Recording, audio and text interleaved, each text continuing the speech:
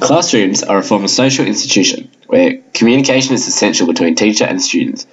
Education Gov describes that communication in schooling is necessary for the growth of class performance, self-esteem and professionalism. Therefore, it is crucial that information is conveyed under the principle of plain English, in which plain language Gov describes as the language that reflects the interests and needs of the reader, that is communicated concisely so that the students can understand information and learn information.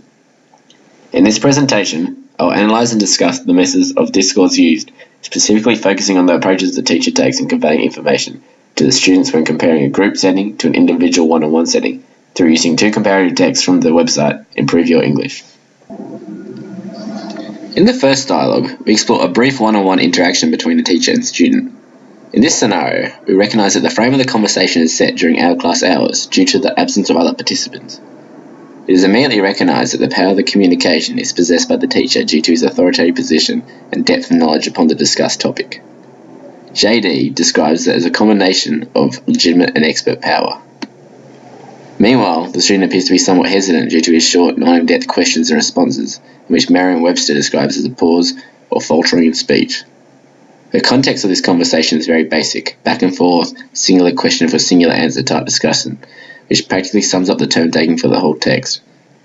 The context cue that identifies the interactive frame of this discussion is identified through the student asking questions that are based around the subject of developing his English command on line 3, in which the teacher individually responds using informative language and providing detailed, clear, and helpful sentences, providing student with guidance and information to resolve this issue. Throughout the text of this discussion, the frame of the conversation maintains a casual but informative theme. The conversation concludes with the student receiving the feedback he initially required due to the teacher's knowledge, concise language, and ability to communicate. Dialogue 2 takes a different approach in comparison to Dialogue 1. Rather than a one-on-one out-of-class conversation, this is a mid-group discussion with multiple participants, containing students, a teacher, a headmaster, and the unusual presence of a doctor, who is the central focus of this frame, presenting knowledge to any questions or statements the students may have.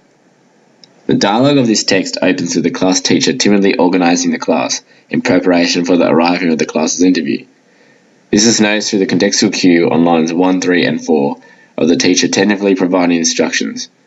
The frame of the conversation then shifts to the brief presence of the headmaster who introduces the doctor, who then immediately begins the presentation by providing information to any of the health-related statements or questions the students ask.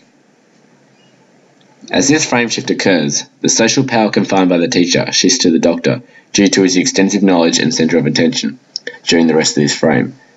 The discussion consists of the students curiously asking questions or exclaiming statements such as, "I always wash my hands after playing," and "I brush my teeth every morning," for when in turn the doctor directly answers with plain simple sentences saying, "Wash them before you eat, wash them after you've been to the toilet," and "Yes, babies do that." These responses depict the doctor's extensive knowledge about the topic of general health, but also his lack of enthusiasm and interest of the class interview.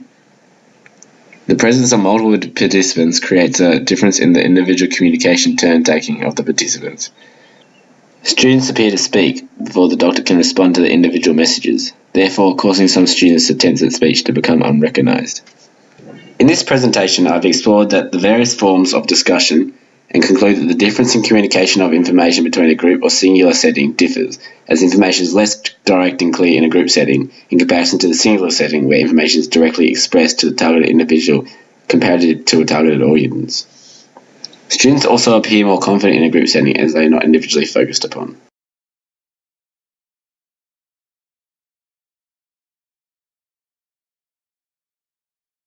Created using Powtoon.